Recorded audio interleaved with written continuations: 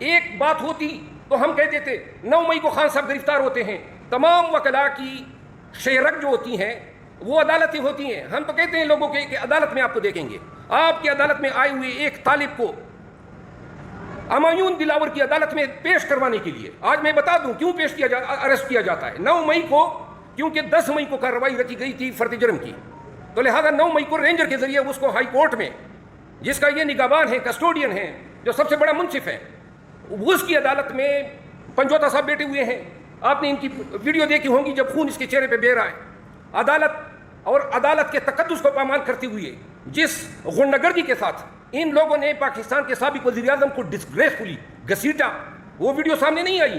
جس طرح کمرے میں ان کی توہین کی گئی، کرسی پر گرایا گیا، ان کو لاتیں ماری گئی، ان کی انتہائی ڈس رسپیکٹ کی گئی، وہ ویڈیو انہوں نے چوری کر دی.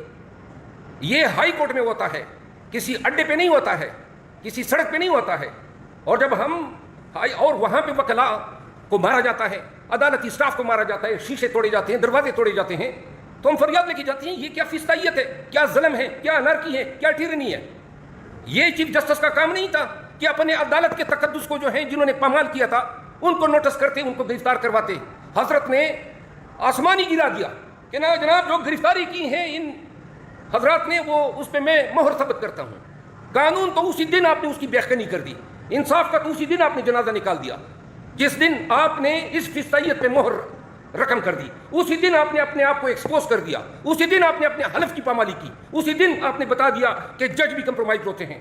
اور پھر جب انہوں نے یہ کیا شوشا کے لیے، ڈرامے بازی کے لیے، آئی جی کو ابھی 10 منٹ میں طلب کر لیں، 1 گھنٹے میں طلب کر لیں، کدھر گئی وہ تبینی عدالت اور جو حکم کیا تھا کہ اس کی FIR ہم درج کریں گے. ہماری 30 سال شعیب صاحب کی مجھ سے زیادہ وکالت ہیں، 35 سال اس پیشے میں گزرے ہیں، تمام جج صاحبان کو دیکھا ہے، کچھ زندہ ہیں، کچھ ابھی سرونگ ہیں، کچھ مر چکے ہیں. یہ عدالتی ڈرامے بازیاں جو ہیں یہ ہم اچھی طرح سمجھتے ہیں. اس دن آپ نے یہ فیصلہ کیا، اس دن آپ نے اپنے آپ کو ڈسکوالیفائی کر دیا. یہاں پہ آپ نے ناانصافی ختم نہیں کی. ہمایون دلاور صاحب پہ بعد میں آتا ہوں. ہمایون 9 تاریخ کو خان صاحب گرفتار ہوتے ہیں، 10 تاریخ کو میں اور خواجہ عارف صاحب اور بیرسٹر گور صاحب، ہمیں کہا جاتا ہے صبح کہ جی وہ عدالت تو پولیس لائن چلی گئی. اب آپ لوگ سن لیں اور پاکستانی قوم بھی سن لیں، کبھی پاکستان کی تاریخ میں اور دنیا کی تاریخ میں کبھی پولیس لائن میں عدالت نہیں لگی ہے. اور اگر سیکیورٹی کی وجہ سے کہیں پر مجبوری ہے تو 452 ضابطۂ فوجداری کہتا ہے کہ وہ جج جس کی عدالت کا کیس ہے وہ تحریری طور پہ رضامندی دے گا کہ گورنمنٹ کے اس حکم نامے کے ساتھ یہ سیکیورٹی ریزن کی وجہ سے اس کو شفٹ کیا جاتا ہے. کوئی رضامندی انہوں نے نہیں کی. اور صبح میں پتہ چلتا ہے کہ جناب خان صاحب کو پولیس لائن میں ایک پولیس افسر کے گھر جو اس کا ریزیڈنس تھا اس کو عدالت میں ڈکلیئر کر کے پیش کیا جائے گا. ہم گئے، میں گیا وہاں، جناب علی بڑی مشکل سے پہنچے اور پوری پولیس لائن جو تھی وہ یہ رینجرز کے گھیرے میں تھی. جب ہم وہاں پہ جاتے ہیں تو سب سے پہلے میں نے اعتراض اٹھایا اس کے سامنے کہ یور آنر یہ عدالت کس طرح ہو گئی ہے؟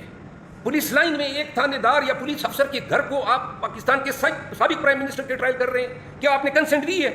یہ ان ریکارڈ ہے، ہم نے ریٹن میں لکھا ہوا ہے.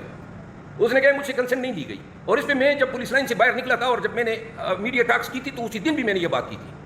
تو سب سے پہلے عمران خان کے ٹرائل پولیس لائن میں ہوتے ہیں. شرم آنی چاہیے انصاف کرنے والے تمام اداروں کو کہ آپ اپنی مرضی کی جگہ چنیں، لیکن وہ جگہ چنیں جو پروسیکیوشن کی نہ ہو، جو پولیس کی نہ ہو، کہ وہ تو ہمارے مدعی ہیں، وہ تو ہمارے خلاف گواہ ہیں. یہ جناب علی ہو جاتا ہے. اب عدالت میں کارروائی شروع ہو جاتی ہے. ہمایون دلاور صاحب ہمیں کہتے ہیں کہ جی آج تو ہمیں آپ کو اس لیے بلوایا گیا ہے کہ آپ کا میں نے فرد جرم عائد کرنا ہے. Good enough. تو فرد جرم کا نوٹس کبھی ہوا ہے ہمیں؟ کبھی آپ نے نوٹس کیا ہے عمران خان کو؟ آپ نے نقولات دی تھی؟ ہم ان جج صاحب کو آگاہ کرتے ہیں کہ فرد جرم کا یہ طریقہ کار نہیں ہے. تو اس وقت جج صاحب کہتے ہیں کہ میں آپ کی اعتراضات کو ختم کرتا ہوں، آپ دستخط کر دیں. اب دستخط یا زبردستی ہم سے نہیں کرا سکتا. ہم نے کہا دستخط کس چیز کا کریں؟ ہم نے کہا ایسی یک طرفہ کارروائی کا ہم بائیکاٹ کرتے ہیں. یہ ہمارا موقف تھا جو اسی دن میں نے میڈیا کو دیا. جب اگلے دن ہم آتے ہیں تو پتہ چلتا ہے کہ جج صاحب آرڈر میں لکھتے ہیں کہ فرد جرم ان کو پڑھ کے سنایا گیا. یہ غلط ہے، یہ غلط بیانی ہے. آپ نے آرڈر شیٹوں، آپ کی عدالتوں کے آرڈر شیٹوں کو تقدس، ایک رسپیکٹڈ، ایک سینکٹیٹی حاصل ہوتی ہے. کس طرح آرڈر شیٹ میں ایک غلط بیانی کر سکتا ہے کوئی جج؟ وہ بھی آپ نے کر دیا. اس کے بعد یہ مقدمہ جب ان کو تفویض ہوتا ہے، اس سے پہلے یہ 8 مہینے قبل اس پہ ایک اور جج صاحب بھی رہے تھے، لیکن جب سے اس کو تفویض ہوا ہے آج تک لگ بھگ 45 پیشیاں یہ کر چکا ہے، اور وہ بھی روزمرہ، آج سے کل، کل سے پرسوں، اور بلکہ درمیان میں تو گھنٹے کے حساب سے شروع ہو گیا تھا کہ 12 بجے کے بعد میں 1 بجے شروع کروں گا، پھر جمعے کی نماز کے بعد چھٹی کے وقت بھی کروں گا۔ ایسا انصاف کبھی بھی میں نے اپنی ایکسپیرینس میں، اپنی لائف میں نہیں دیکھا ہے۔ اور آگے سے آپ کو یاد ہے، آپ کو میڈیا کے ذریعے جب میں گیا تو کہتا ہے آپ کو لایا گیا ہے۔ محترم، میں اس کیس میں، یہ کیس جب آپ کو دیا گیا، اس سے پہلے بھی میں اس میں وکیل تھا، پھر روزانہ کسی کو شٹ اپ، کسی کو کہتے ہیں مجھے ڈکٹیٹ نہ کراؤ، کسی کو کہتے ہیں غنڈہ گردی نہیں چلے گی، آپ اونچی آواز میں بات نہ کریں۔ یہ کیا ہے؟ عدالتوں کا یہ رویہ ہوتا ہے، جج صاحبان کی یہ زبان ہوتی ہے۔